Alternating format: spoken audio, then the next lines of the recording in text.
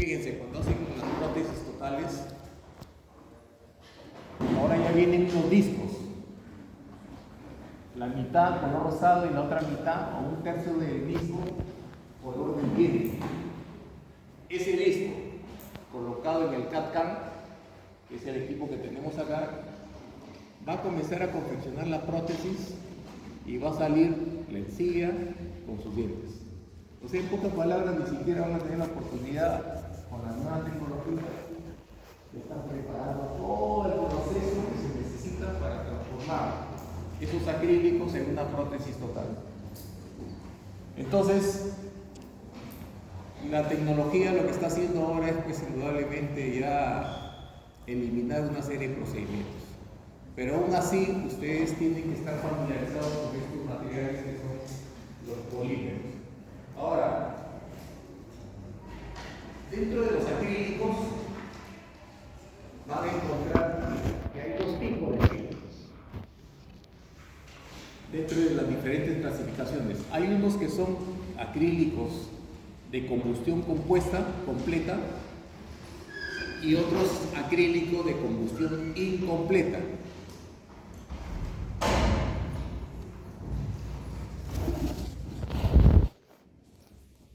¿A qué se refiere? A que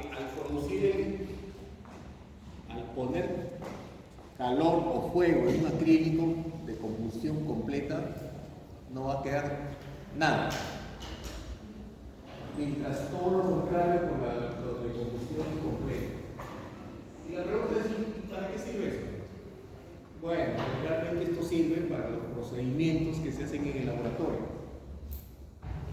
Porque en un proceso de transformación de una cera a metal, o de un acrílico a transformarlo a metal, se coloca fuego, desaparece, y lo que menos queremos es que queden restos que tratan de contagiar la prótesis. ¿Cuáles son, por ejemplo, qué productos tenemos de combustión completa? El Duraline. Generalmente viene un color rojo, el Duraline. Esos son de combustión completa y son indudablemente un poquito más caros. Pero también Duraline viene en colores. Pero mayormente lo que más usamos para fines de hacer provisionales son los acrílicos de combustión incompleta. Eso es dentro de la clasificación cuando uno habla de combustión. Pero también hay otra clasificación de los acrílicos que son de termocurables, autocurables. Por ejemplo, cuando ustedes preparan en la clínica el polvo y el líquido, poco a poco se va endureciendo, autocurables. Y termocurables es que tiene que hacerlo hervir en una olla con agua para que pueda polimerizar. ¿Ok?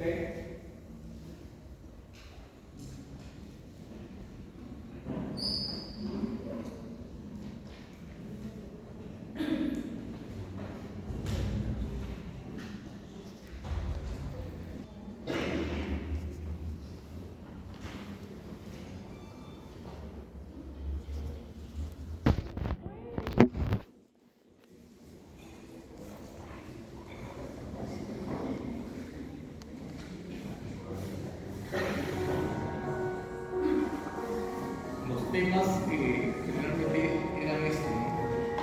Pureza, corrimiento, también de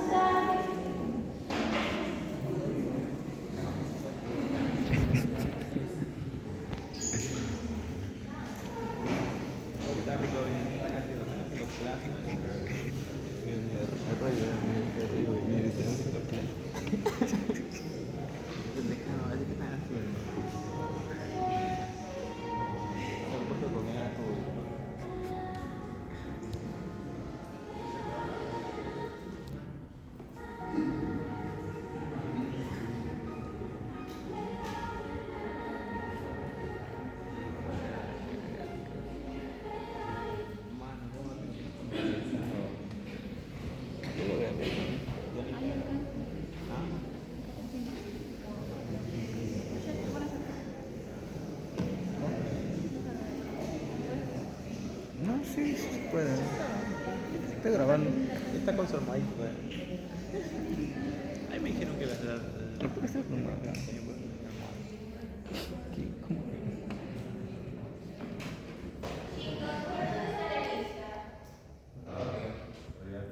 Hay diferentes definiciones, ¿no? Depende de quién lo diga, pero básicamente uno se habla de que es la resistencia a la deformación permanente, ¿no? Una deformación plástica. La diferencia entre plástica y elástica es que la plástica se deforma y ya no se revierte, mientras que la elástica deja de aplicarse la fuerza y vuelve a su forma inicial. En la metalurgia también ellos hablan de que es una resistencia a la penetración. En otros es el desgaste y en otros el rayado. Por eso hay varias, cuando hablan de dureza, dicen no es una resistencia al rayado. Puede ser la resistencia a la penetración o la resistencia al desgaste. Básicamente eso es lo que hablamos de dureza. Un término que ya lo he estado empleando bastante ustedes en el laboratorio.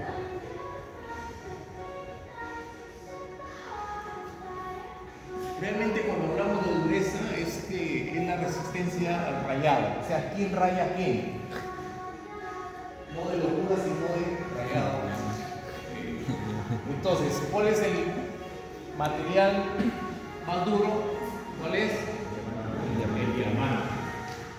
El diamante es el que raya a cualquier material existente en la Tierra. En su tiempo apareció este señor,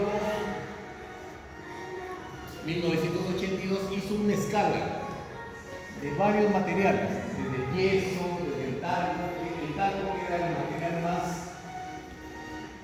vamos a decir, más débil. Hizo toda una secuencia de materiales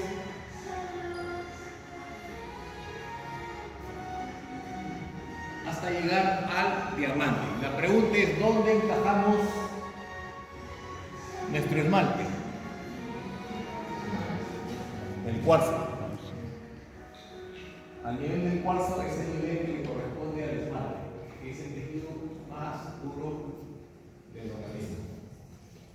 Y así como eso aparecieron una serie de máquinas que fueron tratando de averiguar qué tan duros son los materiales. Y lo que era soltar una presión, aplicar una fuerza sobre el material y en base a eso calibraban qué nivel de dureza puede tener. Y así aparecieron una serie de máquinas y una de las más conocidas es esta, ¿no? La de Picker, en la cual también aplicaban una fuerza sobre el cuerpo y el nivel era en base a las diagonales que se producían sobre la presión que se producía en la superficie del cuerpo. Varios tipos de máquinas fueron apareciendo indudablemente y bueno, en el mercado existen para medir la dureza de los materiales. Y nuestra preocupación básicamente es esto, ¿no? Estos son los tejidos que nos va a acompañar toda la vida, que es el esmalte. Esos tubos dentarios que van a recibir toda la fuerza, toda la presión que van a soportar. El esmalte probablemente es el tejido más duro del cuerpo y del organismo. Después ya viene la dentina. Y hay una serie de trabajos de investigación con respecto a este comportamiento que hablan justamente de la fuerza. Ahora, fíjense, constantemente nosotros hablamos o escuchamos en las conferencias que dicen Newton, Pascal, Megapascal y al final, bueno, ¿qué es un Newton? ¿No? Y esto es simplemente para que ustedes tengan la idea de qué es un Newton. No es la aceleración que se produce de un cuerpo de 1 kilo a 1 metro por segundo al cuadrado. 1 kilo ¿a qué es igual? A 9.8 newtons. Entonces ya podemos saber pues que, a ver, si yo preguntara, si tuviéramos 90 newtons, ¿cuántos kilos tendríamos aproximadamente? Si tuviéramos 90 newtons de presión, ¿cuántos kilos tendríamos? 9. Fuerte. 9. ¿Qué dices? Si tuviéramos 90 newtons. Sí, 9 kilos. 9 kilos, ¿no?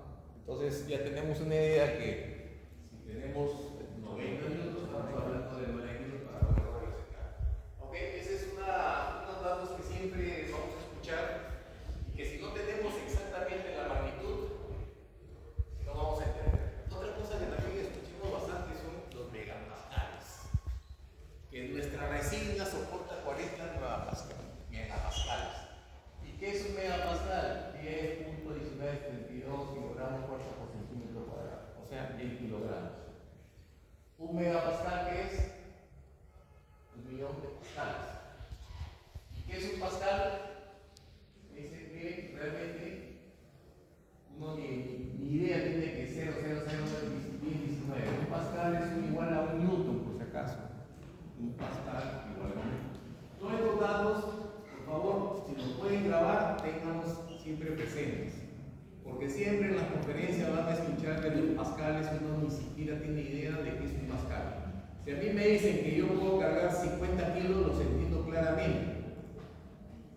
Pero por decir, si me dijeran, oye, tú puedes cargar o recibir una presión de 50 pascales, no tengo ni la más mínima idea si es fuerte, es bastante o es poco. Entonces, para que lo tengan en cuenta este detalle. Entonces, acá tenemos, por ejemplo, el módulo de elasticidad, que ustedes también ya se supone que como buenos odontólogos y físicos ya dominan esto porque han hecho sus cuadros, sus coordenadas. Entonces, lo que me interesa es saber pues, cuál es el comportamiento de este material, de los materiales con respecto al esmalte. Y fíjense qué tremenda distancia que tiene el esmalte en comparación con el circonio, que es uno de los materiales que más se utiliza ahora para las confecciones de las coronas. Lo que está de moda es ahora utilizar circonio, en la cual ya va libre de metal las coronas, ya no se utiliza metal, se ve más estético, tiene mayor dureza. Pero miren la diferencia que tiene entre el módulo de elasticidad del esmalte con el circonio, de 70 a 120 gigapascal, mientras que el circonio con la justa llega al 95. Se dan cuenta que indudablemente sigue siendo el esmalte uno de los materiales o uno de los tejidos más duros que poco se comparan con los materiales que empleamos en la clínica.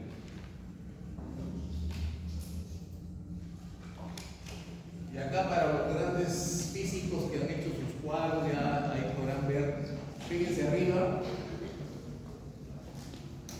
¿de qué creen que sean esas fotos, esas imágenes? Son los túbulos de dentinarios. Cuanto más cerca nos encontremos a la pulpa, los túbulos están más compactados. Cuanto más lejos, los túbulos están más separados. Entonces la resistencia va a variar indudablemente a qué nivel se produce una fuerza compresiva.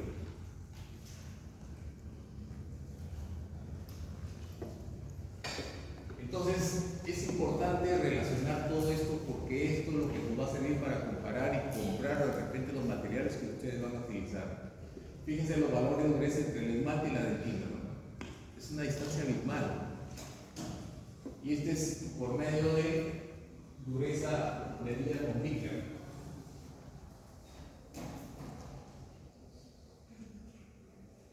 Y acá tenemos, por ejemplo, comparaciones de los diferentes tipos de resinas que existen o que van a utilizar ustedes, ¿no? Las resinas nanohíbridas, nanorellenos, combinadas, y vean sus valores como realmente difieren, ¿no? Y se hacen estos estudios justamente para buscar justamente si estas resinas van a tener el mismo comportamiento en la boca en el momento de la masticación. Acá tenemos una comparación también nuevamente del esmalte, siempre por encima de todo, por encima de la resina, por encima de la dentina. Y más cuadros para que ustedes vean las comparaciones de todo lo que ustedes se han visto ya anteriormente, la resistencia compresiva, la resistencia tensil, en fin, todos estos detalles que usted ya, yo creo que ya domina, ¿no? Porque esto ya lo han visto constantemente en las prácticas y se pueden dar cuenta que sigue el esmalte siendo el material probablemente más duro. Entonces el esmalte, definitivamente el diamante es el material más duro que puede rayar cualquier tipo de material. Pero también tenemos que tener en cuenta que este tejido de esmalte perdura con los años. Después de 100, 200 años inclusive encuentran maxilares y los dientes intactos, conservados, gracias a justamente la dureza que tiene el esmalte. Y acá tienen otros cuadros también para que vean la comparación y nosotros nos ubicamos justamente en el cuarzo. O sea, la dureza que tiene el esmalte es a nivel del cuarzo.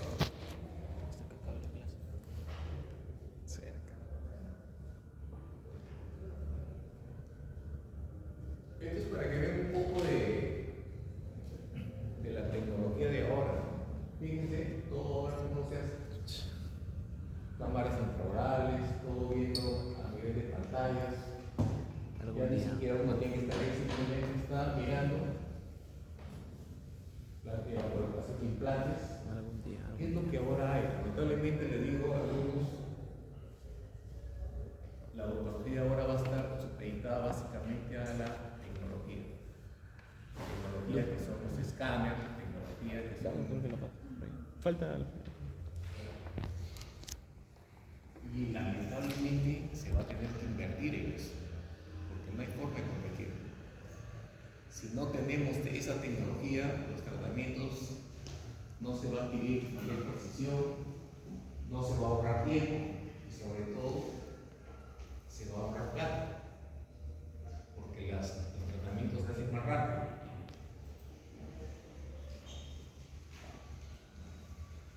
Acá tenemos las distancias que hay que tenerlas muy en cuenta para que cuando ustedes ya estén en la clínica, qué es lo que van a desgastar. Si no tienen esas características claras, como se dice, van a petrolear. Petrolear significa irse hasta la punta.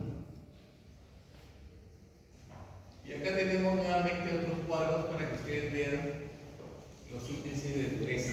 La resina acrílica, que es el tema de ahora, miren dónde está. Y tenemos, miren la diferencia con el esmalte del pelo. O sea, definitivamente, yo creo que a nadie le cabe la duda de que el esmalte es un tejido duro.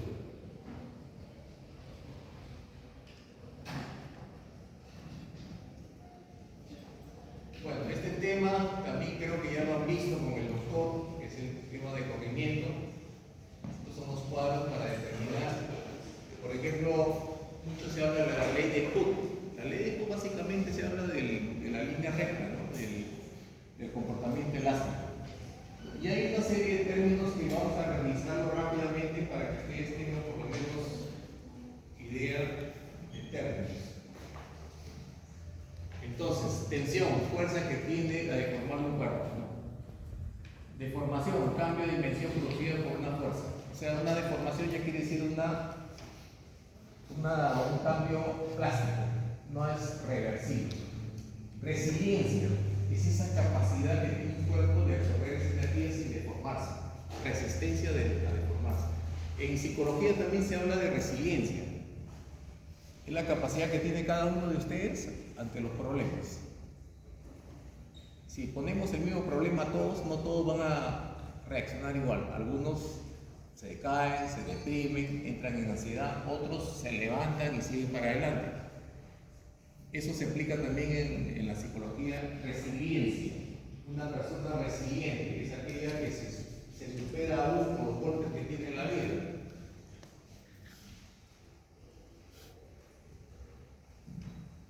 Entonces, igual la dureza, la elasticidad, que se produce una deformación elástica, la ley de Hooke justamente que es esa línea recta, y la fatiga. Eso es muy frecuente en los tratamientos que se hacen en la cavidad oral. Fíjense.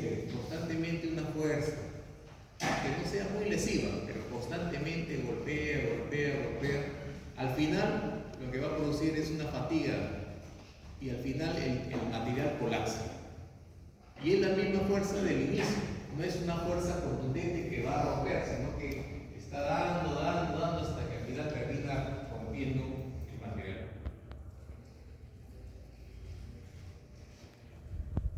Este término también había sido considerado en esta clase, que es el corrimiento, deformación plástica de un material al ser sometido a una carga constante durante un tiempo determinado por debajo del límite.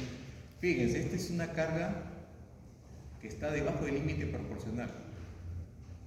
O sea que por sí mismo no lo va a deformar, pero como es constante, termina justamente deformando. Y esto es lo que ocurre, por ejemplo, en este caso. Que la gota cae y hasta el final termina perforando la roca, siendo una gota débil, pero igualito produce la deformación con el tiempo.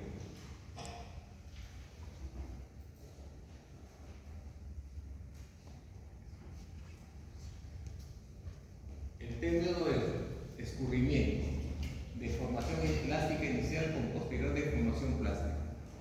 Realmente ustedes van a entender que hay una serie de términos que finalmente yo creo que no es tan importante dentro de la carrera, sino como cultura de conocer estos términos, pero en la práctica odontológica sinceramente no se complica la vida con estos temas.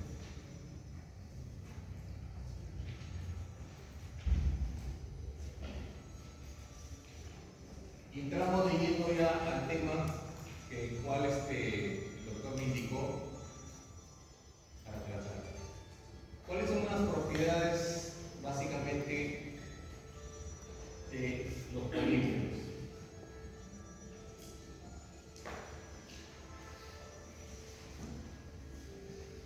Entonces los polímeros, y básicamente hablando de los acrílicos, ¿qué es lo que necesitamos?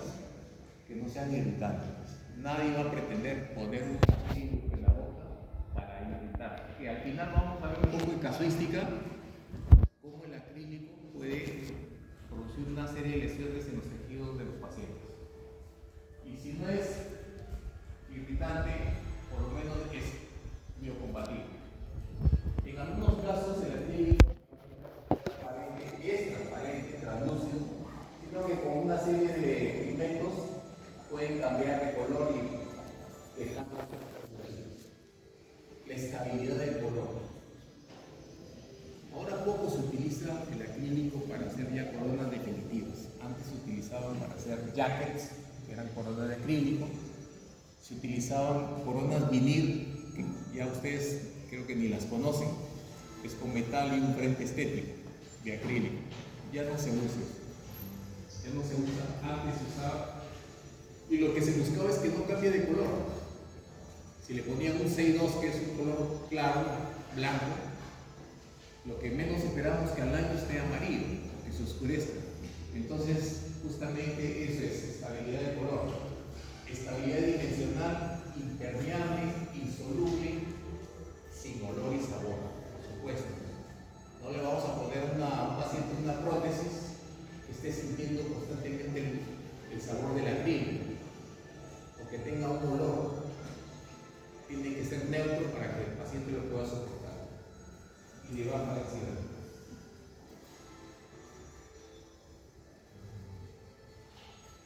Entonces, esto es dentro de las características químicas. Su peso molecular es bien alto, 5000, según lo que consideran. Y básicamente, ¿qué es lo que vamos a entender por polimerización? Miren, los monómeros están sueltos por ahí. Y el proceso de polimerización es justamente formar polímeros. Se forman cadenas covalentes, enlaces covalentes, y se forman grandes cadenas, macromoléculas.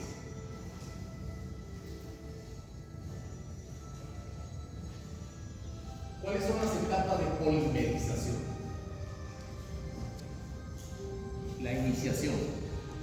Es como cuando en el carro uno prende el carro, la bujía lanza una chispa. Acá esta es la iniciación. Empieza el proceso de polimerización. Después viene la propagación, y ya vamos comenzando a formar cadenas. Y finalmente la terminación es cuando cuando ya no hay radicales libres.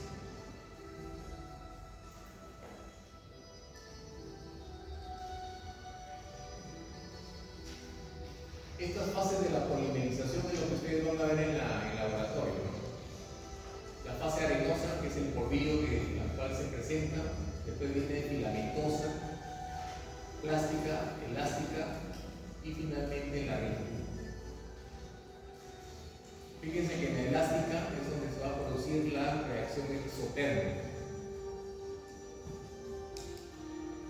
Y cuidado con esa reacción exotérmica porque generalmente se eleva a 60, 70 grados, o sea que quema eso.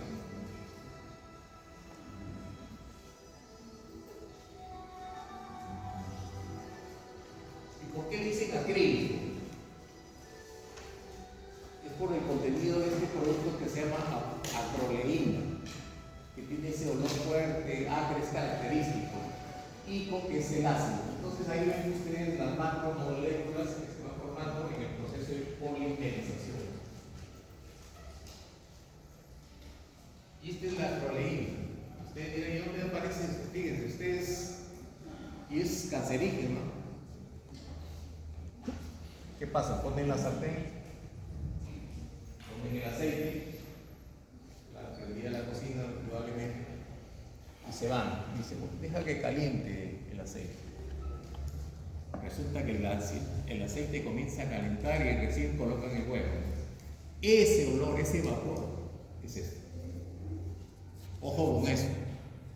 Ojo con eso de dejar el aceite ahí que se caliente, porque este es el producto que se genera. Es un producto cancerígeno. Evítense esto. Este es el primer producto que se formó de polímeros, la baquelita. Este es el primer producto que apareció en la historia. Un producto duro, barato, que se utilizó mucho, inclusive en los armamentos, los fusiles, ¿no? Utilizaban la baquelita, material duro. ¿Y de dónde empieza el problema de los polímeros? Acá este es el radical, el etileno es la materia de todo. A este etileno comenzamos a poner una serie de radicales y vamos cambiando, y van cambiando las estructuras. Pero básicamente, la génesis del polímero es este radical, esta forma. Y miren la variedad de polímeros que existen ahora en el mercado. El poliuretano, que muchos han escuchado que es la pintura que usan en los carros. O la esponja que tienen en su casa para lavar los platos. Es que lavan. Entonces, esto es poliuretano.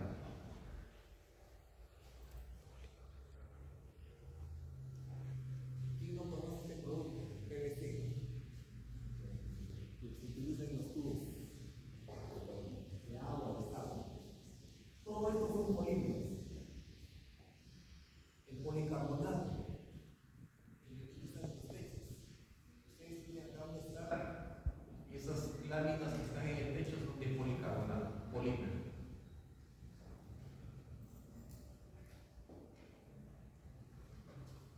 Poliestireno, miren, sus tapas, eso de tecnopor, que también son cancerígenos. Es más, esto indudablemente también comenzaron a quitar el uso. No se debería utilizar esto. Y sobre todo cuando toman un café caliente en estos recipientes, se generan productos cancerígenos.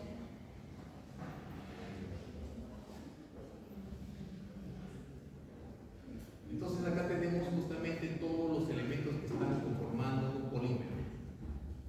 Cuando ustedes preparan el acrílico, tienen el polímero, este es el polvo, el monómero, el líquido, el iniciador, el inhibidor, el plastificante, el activador y sustancias radioactivas. Acá hay un tema importante que es el inhibidor, el hidroquinona. ¿Para qué se utiliza? Justamente se utiliza para que cuando se envase no se altere ese producto y pueda ser conservado en las tiendas. Pero hay un producto también, un elemento que actúa como inhibidor, que es el oxígeno. Y por eso es que cuando ustedes preparan el acrílico, el monómero con el polímero en el vaso DAPE, se prepara, se hace la mezcla 3:1 y se debe tapar para evitar que el oxígeno ingrese y evite que actúe como un inhibidor. Esa es la razón que generalmente se nos dice: prepara tu acrílico y tapa.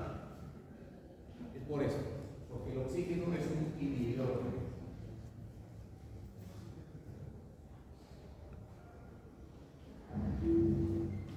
Entonces ahí justamente a los polímeros les agregan estos componentes para darle más dureza.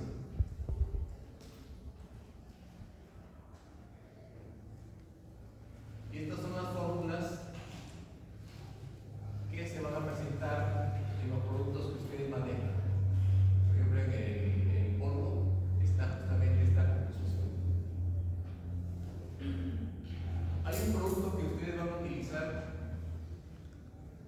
bastante en los poliacrílicos como acondicionadores de tejido. Acondicionadores de tejido quiere decir que estoy creando las condiciones apropiadas para que los materiales que se coloquen se adhieran. Y acondicionador de tejido quiere decir es crear una superficie como la piedra pómez, que tiene bastantes porosidades y por donde ahí van a penetrar los materiales. En este caso, por ejemplo, los cementos resinosos. Si yo quiero mejorar la adhesión para dentina, se utiliza este producto que es un poliacrílico y que le va a dar mayor resistencia y mayor adhesión a los cementos que pueden ustedes utilizar para colocar las coronas. Nuevamente de lo que debe ser estos productos. Y estos son los productos que les digo, ¿no? Que son autocurables. ¿Qué quiere decir? Que cuando ustedes los preparan, se va a producir la polimerización automáticamente sin necesidad de poner calor ni tampoco luz.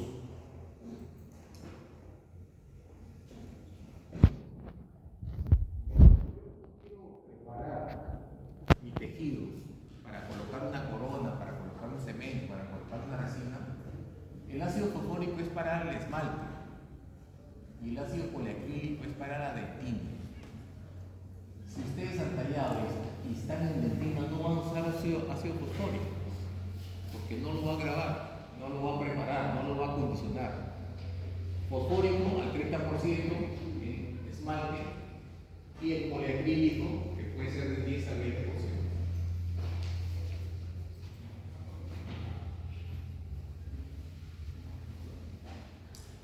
Y acá, por ejemplo, tienen una serie de materiales